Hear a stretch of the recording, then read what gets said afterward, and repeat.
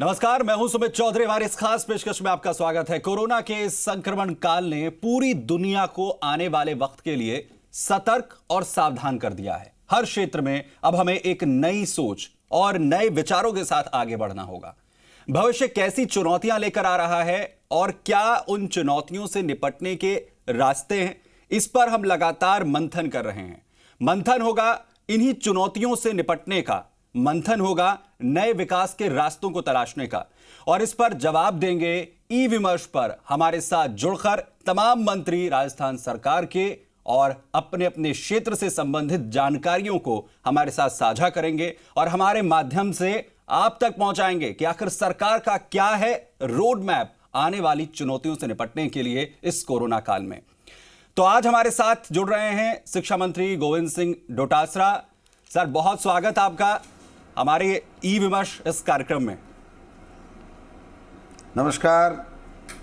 डोटासरा साहब, क्योंकि आपको जाहिर है जितनी मुश्किल वक्त है, इस मुश्किल वक्त में सरकार लगातार काम कर रही है और ख़ास तौर पर राजस्थान सरकार की अगर बात करें तो जिस तरीके के इनिशिएटिव्स लिए गए, कदम उठाए गए, उसकी चारों तरफ सराहना हो रही है।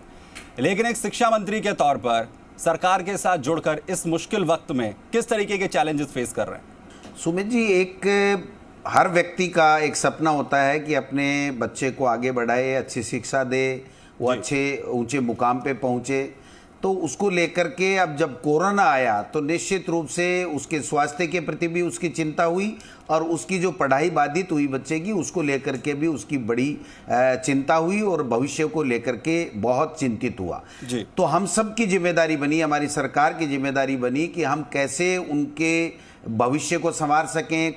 कैसे उनके जो सपने हैं उनको हम लोग पंख लगा सकें, किस प्रकार से बच्चों को स्वस्थ रखते हुए हम उनके एजुकेशन दे सकें, उनकी परीक्षाएं बोर्ड की जो हैं वो करा सकें, या बोर्ड की नहीं है होम एग्जामिनेशन है तो उसको कैसे कराएं, और घर बैठे उनको किस प्रकार से हम कंटेंट्स उपलब्ध कराएं जिससे वो अपनी पढ़ाई जारी रख सके, वो आगे के अपने भविष्य के बारे में भी सोच सके, आगे उन्हें क्या करना चाहिए। और हमारे लिए ये भी चुनौती का विषय हो गया कि हम किस प्रकार से, अगर ये कोरोना इसी तरीके से बढ़ता रहा जिस प्रकार, जिसकी इसकी कोई वैक्सीन नहीं है, दवा नहीं है, पता नहीं है कब तक रहेगा, तो हम हमारे बच्चों को आगे आने वाली जो नई सत्र है उसमें किस प्रकार से विद्यालयों में हम पढ़ा सकेंगे। अगर विद्यालयों में नहीं आ पाए तो उस बच्चे को हम कैसे शिक्षा दे करके उसका भविष्य को संवारने का काम करेंगे, ये सब चीजें थी। तो इसमें माननीय मुख्यमंत्री जी अपने स्तर से लगे हुए थे, हम हमारे स्तर पे से लगे हुए थे और हमने उनकी एग्जाम जितनी हो गई उतनी हो गई। बाकी जो होम एग्जामिनेशन है उनको हमने क्रमोन्नत करने का काम किया। 10वीं और 12वीं की बोर्ड की एग्जाम्स हैं उनको एक बार हमने स्थगित किया और जो बच्चे घर पे रहने लग गए उनको घर में रखने के लिए हमने स्माइल प्रोजेक्ट हमारे शिक्षा विभाग की तरफ से तैयार किया और व्हाट्सएप ग्रुप से उनके अभिभावकों को, बच्चों को, टीचर्स को जोड़ करके उनको कंटेंट्स उपलब्ध कराए, उनको पाठ्य सामग्री, जो पाठ्यक्रम की सामग्री है वो उपलब्ध कराई जिससे वो अपनी पढ़ाई जारी रख सकें और आने वाले समय में उसके जीवन में उसमें काम में आ सके। तो इस दिशा में हमने एक और नवाचार करने की चेष्टा की कि हम दूरदर्शन और आकाशवाणी जो हमारे पब्लिक सेक्टर के उपक्रम हैं उनके माध्यम से हम निःशुल्क कैसे स्लॉट लेकर के, समय लेकर के हम कंटेंट्स जो हमारे विभाग ने तैयार किए हैं उनके माध्यम से बच्चों तक पहुंचाएं। दूर ढाणी में जहां पर दूसरे बड़े चैनल दूसरे नहीं हों, जी न्यूज जैसे नहीं हों, तो वो दूरदर्शन या रेडियो आकाशवाणी के माध्यम से कैसे उन तक पहुंचे, इस बात का प्रयास किया गया। और मुझे बताते हुए आपके चैनल के माध्यम से खुशी है कि जावड़ेकर जी को हमने चिट्ठी लिखी तो उन्होंने पहले हमें आकाशवाणी में 55 मिनट का 50 दिन के लिए स्लॉट दिया और कल परसों हमारे पास चिट्ठी आई है कि दूरदर्शन का भी स्लॉट हमें 2-2.5 घंटे के लिए वो दे रहे हैं। इसमें थोड़ा सा नॉमिनल चार्जेज हमसे लेंगे, वो हमने हाँ भर दी है कि वो नॉमिनल चार्जेज बच्चों की पढ़ाई के लिए हम दे देंगे। तो मैं समझता हूँ जो हमको चाहे स्माइल प्रोजेक्ट के माध्यम से हो, चाहे आकाशवाणी के माध्यम से हो, चाहे हमें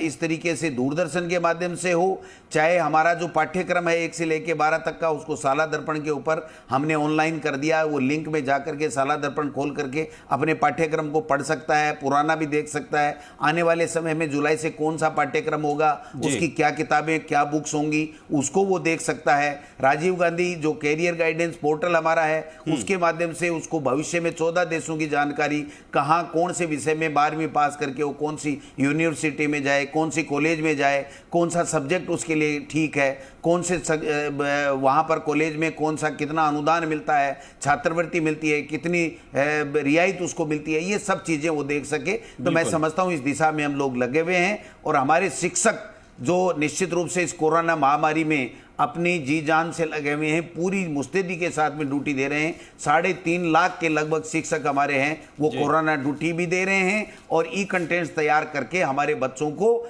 चाहे वो रेडियो के माध्यम से हो, चाहे दूरदर्शन के माध्यम से हो, चाहे व्हाट्सएप ग्रुप के माध्यम से, वो पढ़ाने का काम कर रहे हैं। वाकई, और इन जिन कदमों का आपने जिक्र किया, इनकी तारीफ भी हुई जैसा मैंने कहा और सराहना हुई, और जिस तरीके के इनिशिएटिव, क्योंकि काफ़ी चैलेंजिंग है। आप फ्यूचर जो इस देश का है, जो इस देश का फ्यूचर है, उसको आकर किस तरीके से टैकल करना है आपने, क्योंकि ऑनलाइन एजुकेशन का जिक्र यहाँ पर कर दिया, जो इनिशिएटिव्स आपने किए, चाहे वो ऑनलाइन क्लासेस का हो, उसके बाद एक अपने आप में नवाचार जो आकाशवाणी के ज़रिए, रेडियो के ज़रिए गांव ढाणी के बच्चों तक अपनी रीच जो है पहुँचाना, ये आइडिया आखिर कैसे आया? और दूसरा, आपको कितना इससे लगता है कि बच्चों को फ़ायदा होगा, ख़ास तौर पर उन तक जो ऑनलाइन एजुकेशन से नहीं खुद को जोड़ पाते हैं? निश्चित रूप से देखिए, ये आइडिया इसलिए आया कि हम जब छोटे थे तो हम रेडियो बहुत सुनते थे, क्योंकि ये बड़े चैनल दूसरे जो आए नहीं थे, आज जो मार्केट में उपलब्ध हैं, जिन डिश वगैरह, ये कुछ भी नहीं था। और फिर दूरदर्शन आया तो दूरदर्शन के माध्यम से भी हमें सूचनाएं मिलने लगी, और जो उसके ऊपर सीरियल वगैरह आते थे, वो शिक्षाप्रद सीरियल वो देखने को मिलते थे। तो मुझे ये पूरा ध्यान में था कि ये हमारे सरकारी उपक्रम हैं, ये बिजनेस के लिए नहीं बने हुए, ये सेवा के लिए बने हुए हैं। और ऐसे समय में जब ये वैश्विक महामारी आ गई है तो इन उपक्रमों का हमें उपयोग करना चाहिए, और गांव ढेणी खेत खलियान में अंतिम छोर में बैठे हुए व्यक्ति को, उस बच्चे को, हमारे बेटे को ये शिक्षा इसके माध्यम से दी जानी चाहिए। तो इसके लिए हमने हमारे टीचर्स से कंटेंट्स मंगवाए और उनमें सेलेक्ट किया। अच्छे जो टीचर जो प्रभावी तरीके से अपनी बात कह सकते हैं, विषय के विशेषज्ञ हैं, उनसे कंटेंट्स तैयार करके हमने फिर इनके माध्यम से बच्चों को पढ़ाने का काम किया। और एक बात हमारी इसलिए भी हुई कि जब बच्चा भी घर में है, माँ बाप भी घर में है, तो मैं समझता हूँ उसको लॉकडाउन में घर में रहना है, तो हर माँ बाप ये चाहता है मेरे बच्चे को मैं क्या पढ़ाऊँ, क्या किस तरीके से। तो अगर उसको मटेरियल मिल रहा है तो वो माँ बाप उसको मोटिवेट करता है कि बेटा 11 बजे रेडियो आएगा, 55 मिनट तक तुम्हारी तीसरी क्लास की पढ़ाई होगी, 5वीं की होगी, 10वीं की होगी या 12वीं की होगी, इसको तुमको पढ़ना है। या दूरदर्शन पे ये चैनल 3 बजे से आ रहा है तो ये 3 बजे से आपको अपनी पढ़ाई के बारे में देखना है। या आगे की क्लास में अगर आपको क्रमोन्नत कर दिया है तो आपको ये चाहिए कि आगे की जो बुक्स हैं वो आप निकाल करके साला दर्पण के माध्यम से, और आप एक एक पढ़ना चालू कर दो। तो माँ बाप भी उसमें इन्वॉल्व होने लग गए, बच्चों को भी इंटरेस्ट आने लग गया। मैं समझता हूँ आगे आने वाले समय में हम जो प्रशिक्षण है टीचर्स का, उसको भी ऑनलाइन कैसे कराएं, इस बात की भी व्यवस्था करेंगे। और अगर किसी भी तरीके से मान लो खुदा न खास्ता अगर इस तरीके की ये महामारी आगे बढ़ती है और हम स्कूल नहीं खोल पाते, तो स्कूल नहीं खोलने की स्थिति में उस बच्चे को घर बैठे हुए हम कैसे उसकी एजुकेशन दे सकें, टीचर्स का ज़्यादा से ज़्यादा कैसे हम उपयोग करके उस टीचर्स के माध्यम से बच्चे को जो हम पढ़ाई जारी रख सकें, इस बात का भी हमने एक रोड मैप तैयार कर दिया। और 10वीं और 12वीं की जो परीक्षाएं हैं उसके लिए भी हमने माननीय मुख्यमंत्री जी को नोट भेजा है कि ये 1-2 दिन में मुख्यमंत्री जी से अनुमति मिल जाती है तो हम सोशल डिस्टेंसिंग की पालना करते हुए, हम मास्क का प्रयोग करते हुए, सारी व्यवस्थाएं जो कोरोना से हमको बचाती है हमारे बच्चों को, उसकी पालना करते हुए हम लोग 10वीं और 12वीं के बच्चों की जो उनका भविष्य है उसकी 10वीं की परीक्षा भी कराने जाएंगे। डोटासरा साहब, क्योंकि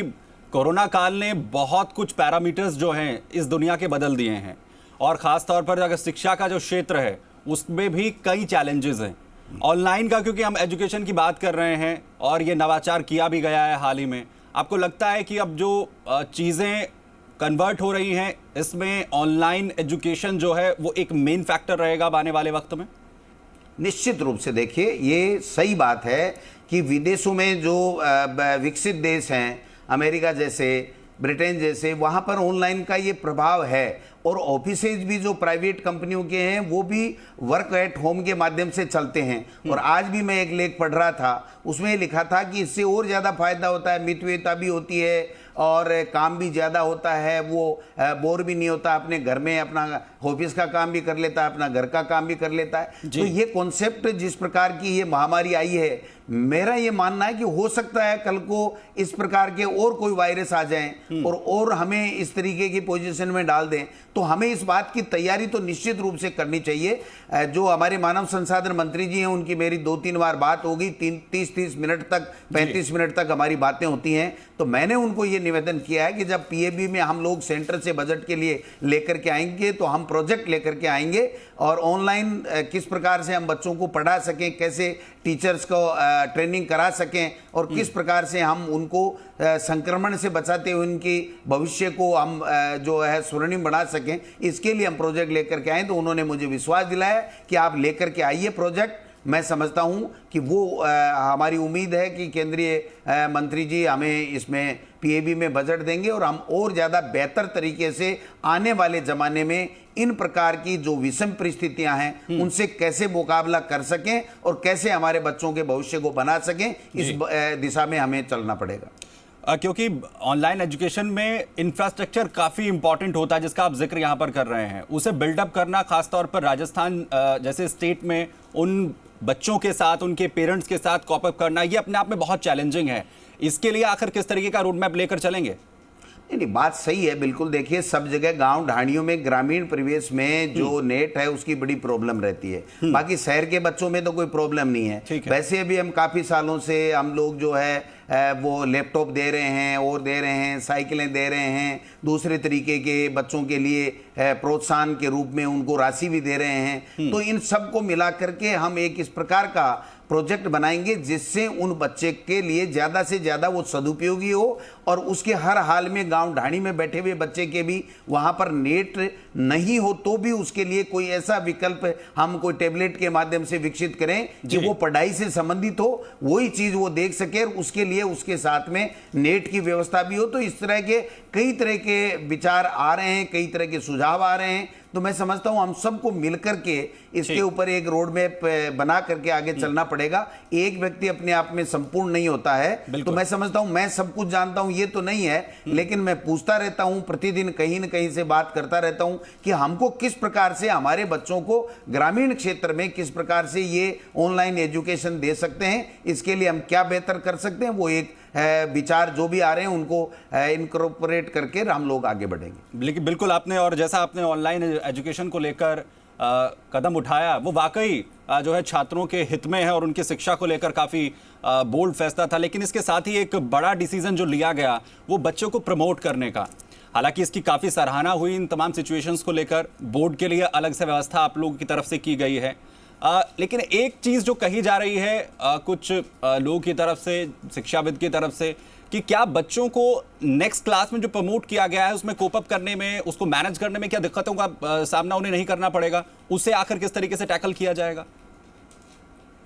जी, ये सुमित जी प्लानिंग की बात है। हम आज तक क्या करते हैं कि 9वीं 10वीं 11वीं 12वीं वालों की प्री बोर्ड एग्जाम लेते हैं परीक्षा के 1-1.5 महीने पहले, जिससे उसका आकलन हो जाए कि ये बच्चा किस प्रकार से तैयार है आगे मेन एग्जामिनेशन देने के लिए। अब इसमें मेरा ये मानना है कि हम जो ही शुरुआत होगी उसके 1 महीने के अंदर अंदर इस तरीके के कोई प्री एग्जाम, होम एग्जाम ले लेंगे और उससे हमें उस बच्चे के लेवल का पता लग जाएगा। जो बच्चे का लेवल कमजोर होगा उस पर हम ज्यादा फोकस करेंगे, जिस विषय में वो कमजोर होगा उस पर ज्यादा फोकस करेंगे। तो निश्चित रूप से ये सब चीजों के रास्ते निकलते हैं। बात यही है कि आप में पूरी तरीके से शिद्दत के साथ में आगे बढ़ने का जज्बा होना चाहिए, आप में भावना होनी चाहिए, सेवा की भावना होनी चाहिए। तो मैं समझता हूं कोई चीज दिक्कत वाली बात नहीं है। तो मेरा यह मानना है कि हमारे विभाग के अधिकारियों से हम लोग चर्चा करेंगे कि क्यों नहीं जिनको हमने प्रमोट कर दिया इस कोरोना की वजह से, उन बच्चों को हम विद्यालय जो ही नया सेशन जुलाई में या अगस्त में स्टार्ट हो उसके बाद में हम लोग उनकी एग्जाम स्कूली लेवल के ऊपर लें और उनका मूल्यांकन करें कि क्या उसमें किस प्रकार की चीज़ है, कहाँ वो कमज़ोर है, कहाँ उसमें कमी है। उस कमी और खामी को हम लोग दूर करें और उसको आगे बढ़ने का मौका दें और निश्चित रूप से उसको तैयार करें आगे के लिए। हालांकि हम ऑनलाइन एजुकेशन की भी बात जैसे कर रहे हैं और नए नए डायमेंशंस, नए नए जो तरीके हैं वो निकाले जा रहे हैं और सरकार वाकई इसमें जो है वो कोशिश भी करती हुई नज़र आ रही है। लेकिन डोटासरा साहब, एक जो सिस्टम अभी तक हम फॉलो करते आए हैं, ये एजुकेशन सिस्टम जिसमें बच्चे स्कूल आते हैं, अपने जो है सोसाइटी को बेहतर तरीके से समझते हैं, ये अपने आप में अभूतपूर्व है। इस सिस्टम को भी हमें किसी ना किसी तरीके से सहेजना है। लेकिन इसमें मुश्किल अब जो पेरेंट्स के सामने है कि वो इन मुश्किल हालात में अपने बच्चे को स्कूल में कैसे भेजेंगे। उन पेरेंट्स को आप क्या कहना चाहते हैं? इन मुश्किल परिस्थितियों में कैसे आप उन्हें कॉन्फिडेंस में लेंगे, क्योंकि हम उस सिचुएशन का भी इंतजार कर रहे हैं कि कुछ हालात सुधरेंगे और बच्चे स्कूल खोलेंगे तो अपने स्कूलों में भी आएंगे। देखो, मैं सुमेश जी कहना चाहता हूं कि माननीय मुख्यमंत्री जी शिक्षा को लेकर के, बच्चों की शिक्षा को लेकर के बहुत गंभीर हैं और बहुत ही संवेदनशील हैं। वो हमेशा हमसे एक दो दिन छोड़ के शिक्षा पे, बेरोजगारों को नौकरी देने पे, बच्चों की एजुकेशन के बारे में, आगे के भविष्य के बारे में चर्चा करते रहते हैं। तो मैं समझता हूँ इसका हमने एक प्लान तैयार किया है कि हमारे यहाँ बीजेपी के कार्यकाल में 20,000 स्कूलें बंद हो गई थी। तो अगर हमें सोशल डिस्टेंसिंग की आवश्यकता पड़ेगी तो उन स्कूलों को वापस हम वहाँ पर उन बच्चों को बैठाने के लिए आदेश जारी करके उन स्कूलों को वापस खुलवाएंगे, सोशल डिस्टेंसिंग की पालना करेंगे। मास्क की अगर कोई परिवार देगा तो ठीक है, ले आएगा तो बच्चा ठीक है, नहीं तो उसको मास्क उपलब्ध कराने के भी हम लोग कोई न कोई फंड अरेंजमेंट करके उसकी भी व्यवस्था करेंगे। सैनिटाइजर की या साबुन की व्यवस्था भी करेंगे और सारी करके उनको पूरी तरीके से हम विश्वास दिलाएंगे कि हम जिस प्रकार से बच्चे को, अपने माँ बाप अपने बच्चे को जिस प्रकार से ध्यान रखते हुए उसको आगे बढ़ने के लिए दिशा में काम करता है, उसी दिशा में हम जो हमारे टीचर्स को तैयार करके उनको आगे बढ़ाएंगे। और समय समय पर जिस प्रकार की एडवाइजरी बाहर से, विदेशों से, हमारे केंद्र सरकार से, राज्य सरकार से आती रहेगी, उसमें जिस प्रकार से परिवर्तन की गुंजाइश होगी वो करते रहेंगे। लेकिन हम हमारे बच्चों के माता पिता को, अभिभावकों को ये आश्वस्त करना चाहते हैं कि अशोक गहलोत के नेतृत्व की ये सरकार आपके बच्चे को संक्रमण से बचाएगी, आपके बच्चे का भविष्य का निर्माण भी करेगी, आपकी अच्छी एजुकेशन, क्वालिटी की एजुकेशन देगी। आज हिंदुस्तान में राजस्थान क्वालिटी एजुकेशन में 2 नंबर पे हमारे समय में है, तो इसको कैसे 1 नंबर पे लाएं, ये हमारा हमेशा प्रयास रहेगा। क्योंकि कोरोना ने पूरा सिस्टम जो है वो डोटासरा जी बदल दिया है और अब नई दुनिया की ओर हमें कहीं ना कहीं बढ़ना होगा, जिसका हम जिक्र भी कर रहे हैं और इसी वजह से हम ये विमर्श भी कर रहे हैं। इस पर हाइजीन को लेकर काफ़ी बात होती रही है, आज से पहले भी, कोरोना काल से पहले भी हाइजीन को लेकर कि वो हमारे एजुकेशन सिस्टम का एक हिस्सा हो, हम अपने बच्चों को सिखाएं कि आखिर हाइजीन को किस तरीके से मेंटेन जो है वो किया जा सकता है। लेकिन अब ये बहुत ज़रूरी भी हो गया है। अब आपको, जैसा आपने कहा कि हमें सोशल डिस्टेंसिंग बच्चों को भी सिखानी होगी, उन्हें बताना होगा, जबकि इससे पहले हम कैसे अपनी सोसाइटी के साथ मिलजोल बढ़ाना होता है ये सिखाते आए हैं। तो आखिर हम उस हाइजीन सिस्टम को कैसे सिलेबस का हिस्सा बनाएंगे? देखिए, निश्चित रूप से ये हमारे सबके लिए चैलेंज है और इसी बात को ध्यान में रखते हुए हमने पहले से ही, अब की बार बजट में आपने देखा मुख्यमंत्री जी ने घोषणा की थी कि हम बच्चों के लिए 5 डे वीक करेंगे। स्कूल में संडे की छुट्टी होगी और जो 5 डे वीक नहीं बल्कि नो बैग डे करेंगे सैटरडे को। तो सैटरडे को हम नो बैग डे करेंगे, तो इसमें ये सब चीज़ें सिखाने की चेष्टा हम लोग करेंगे कि कैसे सोशल डिस्टेंसिंग रखनी चाहिए, किस प्रकार से जो आपने कही वो बात भी हम आगे बढ़ाएंगे, किस प्रकार से बैड टच और गुड टच का जो कॉन्सेप्ट है, को एजुकेशन में आजकल बच्चे और बच्चियां पढ़ते हैं, तो बच्चे को पहले से ही, शुरू से ही, पहली दूसरी से ही कि कौन सा बैड टच है, कौन सा गुड टच है, उसको खेलने में उसकी क्या रुचि है, किस विषय में उसकी रुचि है, खेलने में ज़्यादा रुचि है, मैथ्स में रुचि है, दूसरे में है, वो आजकल इंग्लिश मीडियम इंग्लिश स्पोकन भी होना चाहिए, उसका भी हम लोग अभ्यास कराएं। तो ये सारी चीज़ें, खेलने में रुचि ले बच्चा, रुचि के साथ में आगे बढ़े, ये सारी चीज़ें हम नो बैग डे जो हर सैटरडे को हम करने जा रहे हैं, वो उसके अंदर इन सब चीज़ों को जो आपने बताया हम सब लेंगे और निश्चित रूप से हम लोग अच्छे से अच्छा इस तरीके के रोड मैप बना करके चलेंगे जिससे हमारे बच्चे का भविष्य अच्छा बने। डोटासरा जी, इसके साथ आपके सामने एक चैलेंज और भी है। सोशल डिस्टेंसिंग तो बच्चों को सिखानी ही है, हाइजीन तो हमें सिखाना ही है, लेकिन हमें उनके बीच में उस भावना को भी पूरी तरीके से सहेज कर रखना है जो राजस्थानियों की खासतौर पर कही जाती है, मेलजोल की भावना। जी जी जी जी, बिल्कुल बिल्कुल बिल्कुल सुमित जी, आपने बहुत अच्छी बात कही और मैं समझता हूँ ये बहुत ज़रूरी है। हमारे हिंदुस्तान में, राजस्थान में जो संस्कार हैं वो बहुत ही महत्वपूर्ण हैं। तो संस्कारों में ये बात भी आती है कि आए हुए अतिथि का भी आप सम्मान करोगे, उसके पीड़ा में भी आप लोग काम आओगे, किस प्रकार से मित्रता रखोगे, उनसे व्यवहार रखोगे, किस प्रकार से मेलजोल रखोगे, एक दूसरे की मदद करने की जो हमारी परंपरा रही है, हमारे संस्कार रहे हैं, ये सब चीज़ें बहुत ज़रूरी है। और इस कोरोना ने, मैं समझता हूँ, उसमें कहीं न कहीं दरार पैदा करने की चेष्टा की है। उस दरार को हम मिटाएंगे, ये हमारे लिए एक चैलेंज है, लेकिन इस चैलेंज को स्वीकार करते हैं और आने वाले समय में हम लोग बेहतर तरीके से इन सब चीज़ों को समाहित करते हुए हमारे बच्चों को आगे बढ़ाने का काम करेंगे एजुकेशन के माध्यम से। डोटासरा जी, आखिरी सवाल मेरा आपसे होगा, क्योंकि पूरा देश, प्रदेश के भी लोग जो हैं वो इस वक्त इस चैलेंज को फेस कर रहे हैं, उनके लिए आप क्या कहना चाहेंगे? आखिर कैसे वो सामना करें? सरकार अपनी तरफ से तमाम इनिशिएटिव्स ले रही है एक मंत्री के तौर पर, और जैसे आप लगातार लोगों की, क्योंकि हमने देखा है कि कैसे इनिशिएटिव्स आपने स्कूलों को पूरी तरीके से लोगों की मदद के लिए खोल दिया, उनके लिए आप क्या कुछ कहना चाहेंगे? निश्चित रूप से देखिए, जिन लोगों ने लॉकडाउन की जो ही प्रधानमंत्री जी ने घोषणा की, मुख्यमंत्री जी ने घोषणा की, उसके बाद में बहुत अच्छे तरीके से